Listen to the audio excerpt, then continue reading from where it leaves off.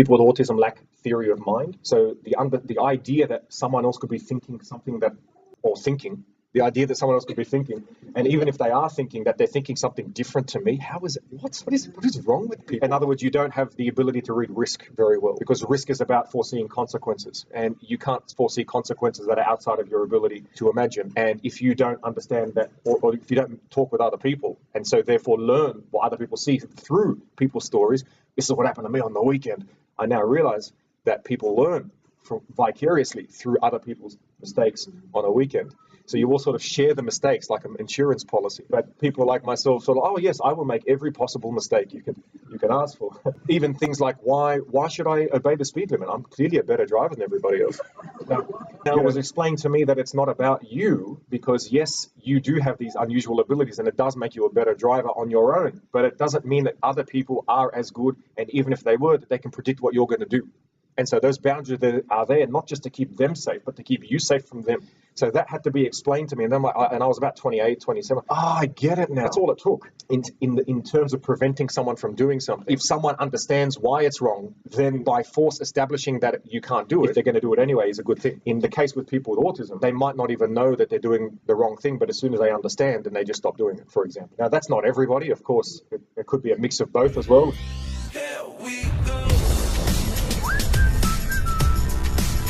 I'm sure people are screaming at me saying you're not telling them all of the other little things about what it's like on a daily basis. People find it fascinating that I brush my teeth with 2 toothbrushes for some reason, and I'm just thinking, why would I leave one hand sitting there while the other one's doing this? It doesn't make sense. So I may as well use both. Come on, and then you think you're better than me. I'm like, I don't think I'm better than you. I am better than you. No, I'm kidding.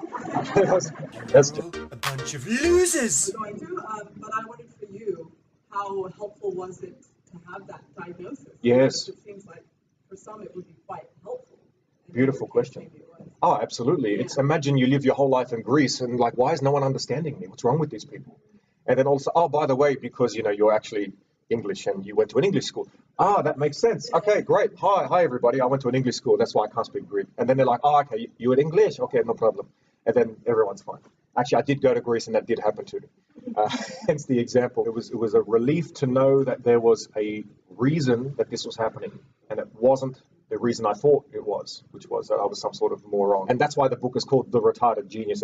Some people found that offensive, and I'm thinking, yes, it's supposed to be offensive. I was called that on a daily basis. I am, thanks to everyone online. They've raised money so you can have a book. I have a question. Yes. It's to do with one of my children. Yes. He is 14, and we are trying for him to come to places and to socialize with other people. Yes. And yet he does not want to. Yes. And the argument, he's just, why it's a waste of my time. Yes. I don't know how to make him come to things like this, or to even just go for a bushwalk. Okay. It's very hard. My mum had the same problem. There's a number of variables. I can only talk about the ones that I experienced, and you can decide. Up until very recently, I even asked my doctor, actually, I said, what's the point of weddings and funerals? Like, if someone dies, he said a great thing. He said, it's solidarity mixed with a connection. And what I've come to learn is that human beings are able to achieve many of their goals via networking, because we're a cooperative species. So tell that to your 14-year-old. If that will work. In a way that's tangible to them, it's like, how do you get what is it that they want? Like, I don't know, at 14, you want toys, or you want, I don't know, a girlfriend or boyfriend, or these type of things. And I realized a lot later that had I had friends, which is difficult and annoying at best, it would have allowed me to have a potential of, say, having a girlfriend at a much younger age, being able to find a better job, someone be able to share my homework with me, because I could help them with the part I'm good at, they can help me with the part I'm good at. Well, in your bedroom, listening to music and just doing things and participating regularly, or did you want to just sit at home and do what you wanted to do? I always wanted to be accepted by people, but I didn't like spending time with them that much. I came to notice I prefer that they sort of stay over there, as long as sort of like this situation. But having said that, what would entertain me was I would spend a lot of time on my bicycle on my own, riding up to 8 hours per day in the holidays. And if I wasn't, I was reading. And sometimes I would study gravity and things like that. Like when I was 6, I spent the whole summer dropping marbles down a vacuum tube and elevating the tube at different points to see what would happen to the motion of the marble and stuff like that. It's a lot more fun. And my father he's like, my son, you must spend time with the people, come with us. He still does that, by the way. So I just carry a sign that says, no, I don't. I feel like doing that. So if it's possible to say that to a 14-year-old boy who's probably not going to listen to his mum of all people, because why do I want to listen to my mum? That's gross, you know. It's sort of like there's this genetic desire to look up to some male that you think has everything that you want, that type of thing. So if you can find a different messenger, possibly, if there are any for hire around here, and yeah, there you go. You explain to them that, look, it's not fun. It's not fun. It isn't fun. Like, I enjoy the results of meeting people because I know it provides my life with meaning. So it is selfish in a way. I'm knowing that I'm helping other people feels good, and it's painful to do it, but for the greater good, I guess, if you want to call it that. Acknowledging that it might always be difficult for him. It's never going to be fun, but there is a reason for it, and these reasons are these. And maybe find out, what does he want first? What are his goals? Or he won't tell you, so you got to find out what is it that he loves and say, you want to get better at these, you want to get new ideas, you need to have these connections. There's a lot of sensory issues going on, like a Yes. lot of overwhelm. Do you personally, I know everybody's different, but Yes. do you experience that? Yes, that's why I carry earplugs with me all the time. And I use them most of the time when I'm in public. I find it difficult, like my brain counts, like the fact that, you know, that's 3 times now that trying to pour, they've hit the ceramic side of the plate, and that's 4 now. And then, of course, now the teaspoon's in there. So now there's deliberate hits where the other ones were by accident. So stuff like that I can hear. It is a problem. But if you channel it, you can use it to your advantage, such as learning 2 languages at the same time. So you can do that. She might not be autistic, she might just be German. No, just kidding. And once I was in Germany and I said, do you have 6T rent-a-car? It's 60? Well, like 60, but it's SIX with a T, play on words. He goes, no, but we have 6th. I'm like, okay, we have 6th. Looking back, I know that when someone spoke to me about something that was interesting, then I would just start spitting out knowledge on that topic and I wouldn't stop. So that's also not necessarily a good thing. There has to come a point where they realize, and if they're highly disagreeable like myself, and they're a guy, they probably want to experience it themselves because we're just insane. They need to somehow experience a situation where you're not there to rescue them, but it's not too dangerous that they can't come back from. And that's sort of hard, but like a situation where they almost get, not forced, but they're sitting in a room where they really have to talk to other people or see the consequences of not talking to them, and then having that consequence explained to them. So when someone stops talking to them and they're not even aware of it, say, by the way, that person stopped talking on Tuesday, it's now Friday, do you know why? And then you say, it might have something to do with this, this, and this. And then the disadvantages of them not talking to you is that you miss out on this, this, and this. But that's hard to do if you're a neurotypical because you're not even knowing to think that, maybe. I'm not sure. My brain is hyper obsessed with how things work. So why is it that people sit the way they sit? What does that mean? Why is it that some people put gel in their hair and others don't? Why do some people dye their hair and others don't? Why is there gravity? That was the beginning of my speech, which I forgot to say. Numbers. Numbers are the one thing that were my friends as well. Numbers were very intuitive to me, and I was able to perform calculations in my head from a very young age, and I thought everyone could do that. And I asked my teacher when I was 6 years old, I said, you always add numbers, 1 + 1 is 2. How about 1 - 2? Doesn't that make it -1? And she said, you don't need that till high school. And even with my bicycle, I noticed when I was 10, my mum gave me this new bike that had gears, and it was called an 18 speed, but it only had 3 at the front and 5 at the back. So I realized it must be a multiplicative relationship.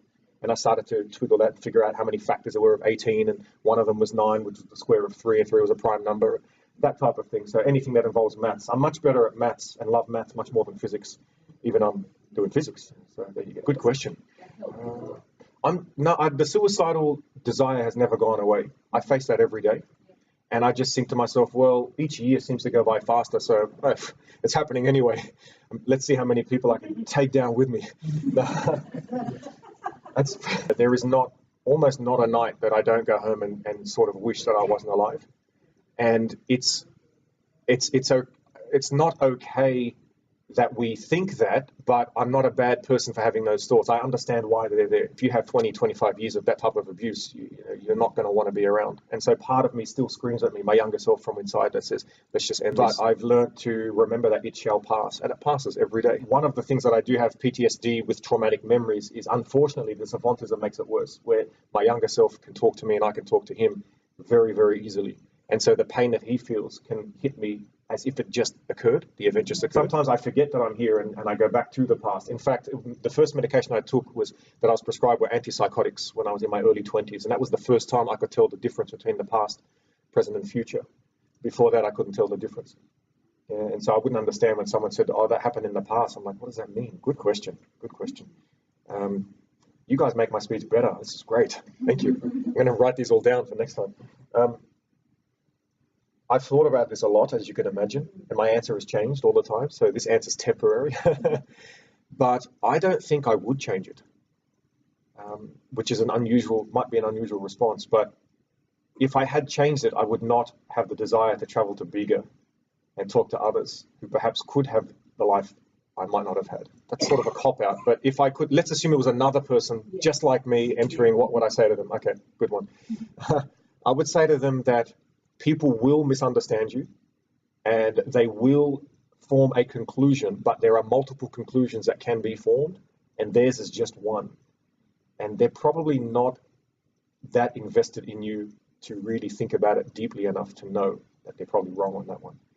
And you have all these amazing traits. And this is what I say to my autistic students. I find their traits that they're amazing at, and I say, you can do this. Not many people can do this. Because someone with autism is not even going to think that they can do something other people can't do. It's like, oh, I can fly. Everyone else should be able to fly. You know, I can test gravity at the age of 6, so everyone does. That's normal. That's the most important thing, I think, for them to realize more that what people think of you is not necessarily you. I would still want them to experience a lot of the pain I experienced in a controlled way. When I say that, it's not that I enjoy pain. It's not from a masochistic perspective. I don't want them to physically experience the pain, but I want them to have that experience so that they can learn from it in a way. But obviously not to the point where teachers are saying, this guy's an idiot. Obviously, that's extreme. But to understand, you know, a group of kids maybe just don't have anything in common with you, so they don't talk to you. It's like, that's okay. Somewhere there, as opposed to everyone has to be nice to you all the time, which is not how the world works. So. She was saying, if only I knew the script. She's just scared of people might say something or do something she's not expecting. Yes. And then she doesn't know what her reaction should be to that. I would say to her, number one, read the book of Alan Pease, Body Language. I read that at 17, and that helped me a lot to learn how to read people. Number two, that she deliberately immerses herself in socially constructed spheres that she knows she will not be a part of in the future, so that she can make mistakes. So maybe deliberately join groups that are not within your suburbs somehow, and maybe there's 2 suburbs down, because she will make mistakes. She will stuff it up. People will misunderstand her, but that's okay. It's like, has anyone seen the movie Groundhog Day? Yes. Yeah, go make the mistakes everywhere else and come back and be a professional, something like that. Is that I'm always memorizing cars 20 in front and 20 behind if I can, to know exactly what type of car it is, who's driving, are they using their phone, are they not, and then I can see and anticipate what they're doing. That's actually a lot of fun. Someone turns a corner and they lean, that means they're not as professional, because that's what you do when you're not taught. And if you notice any police driver, when they turn, they'll turn the wheel and not their upper body. And the same with a bus driver stuff, because they're aware that that's how you maintain your perspective on the road. And so you know that that's someone who's on the road. Yeah, I'm here until Monica decides to kick us all out. So thank you so much for the beautiful questions. And I will give you all your books now. All right. Thanks, everybody. Good to see you.